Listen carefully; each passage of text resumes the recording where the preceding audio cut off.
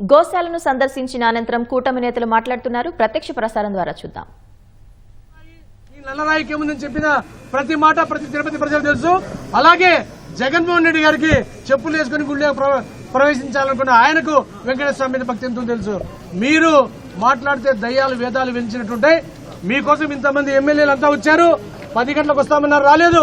ఖచ్చితంగా చెప్తున్నాం, నువ్వు నీ కొడుకు 60,000 ఓట్లతో ఓడిపోయారు.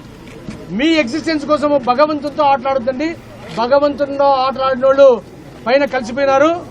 కాబట్టి నీకు చెప్తున్నాం, నీ నాయకుడికి చెప్తున్నాం, తిరుపతి వెంకన్న స్వామితో మీరు తమాషాలు చేయొద్దండి. మీరు చేసిన కాంట్రాక్టులు, పర్సెంటేజులు, లడ్డు వ్యాపారం, నెయ్యి ప్రతి ఒక్కటి కూడా బయట తీసి ఎన్డీఏ ప్రభుత్వం, తెలుగుదేశం అయితే మీ పవన్ కళ్యాణ్ గారు, మోడీ గారు, మీ కథ రాబో రోజుల్లో ప్రతి చరిత్ర బయటకు వస్తుందని తెలియజేస్తున్నాం.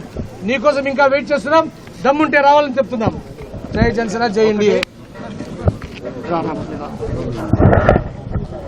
1000 కోట్లను తిన్న రాబంధువు ఒక గాలివానకు కొట్టుకొని ఈరోజు 100 తప్పులు చేసిన శిశుపాలుడు శ్రీకృష్ణుడి చేత కథమైనట్లు నీచ రాజకీయాలు చేసి, జనంతో రాజకీయాలు చేసి, ప్రకృతితో రాజకీయాలు చేసి, భూములతో రాజకీయాలు చేసి, కులాలతో రాజకీయాలు చేసి, చివరికి పవిత్రమైనటువంటి మూగజీవాలతో రాజకీయాలు చేయాలనుకుంటున్నావు.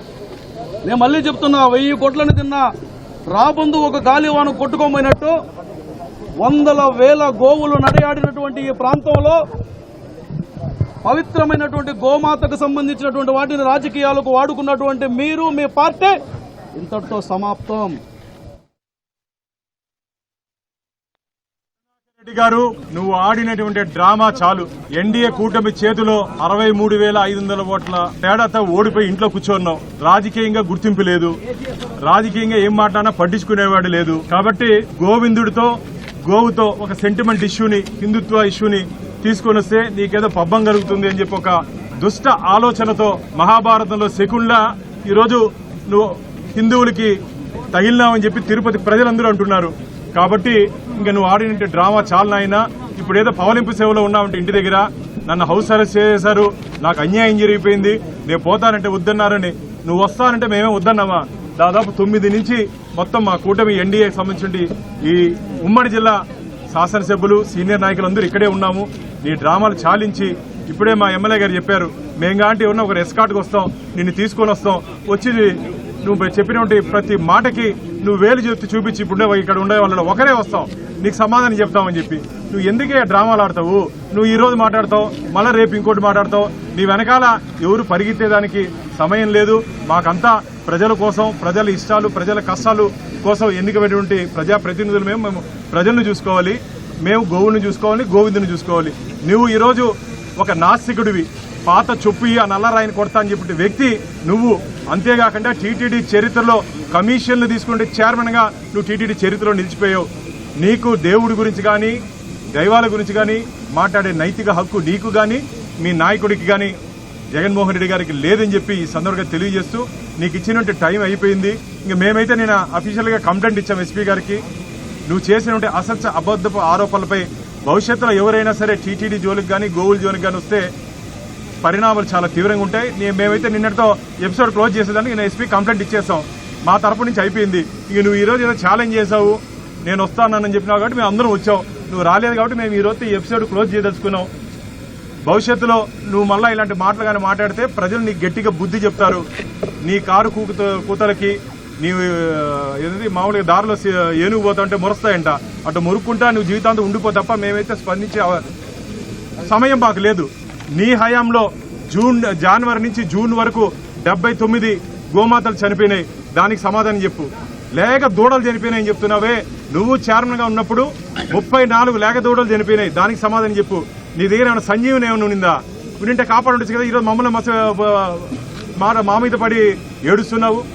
కాబట్టి నువ్వు ఏదో వచ్చేదో 100 కలేబరాలు ఉన్నాయి నేను చూపిస్తానంటున్నావే. 34 చనిపోయాయని చెప్పి అఫీషియల్ గా టీటీడీ రిపోర్ట్లోనే ఉంది ఈ 3 నెలల కాలంలో. దానికి కూడా ప్రత్యక్షంగా, పరోక్షంగా నువ్వే కారణం అని చెప్పి ఇక్కడ పనిచేస్తున్నటువంటి ఎంప్లాయీస్ చెప్తున్నారు. సార్, పురుగులు పట్టినటువంటి దానా వద్దు సార్ పెట్టకూడదని చెప్పి డైరెక్టర్ చెప్తే ఒప్పుకోలేదు. ఎక్స్పైర్ అయినటువంటి మందులు పెడుతున్నారు సార్, వద్దంటే పెడుతున్నారని చెప్పారు. ఇది నేనేదో మా ఎన్డీఏ కూటమి ఇచ్చినట్టు రిపోర్ట్ కాదు.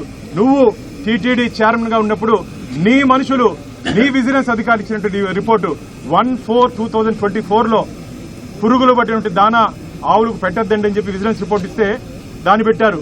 ఎక్స్పైర్ అయినటువంటి మెడిసిన్స్ మిత్రులారా, ఎక్స్పైర్ అయినటువంటి మెడిసిన్స్ గోవులకు వాడద్దంటే వాడారని చెప్పి విజిలెన్స్ రిపోర్ట్ ఇచ్చింది. వాడి మీద ఎందుకు చర్యలు తీసుకోలేదు? సిగ్గు లేకుండా ఈరోజు మా గురించి మాట్లాడతావు నువ్వు? సిగ్గుందా నీకు అని అడుగుతున్నా.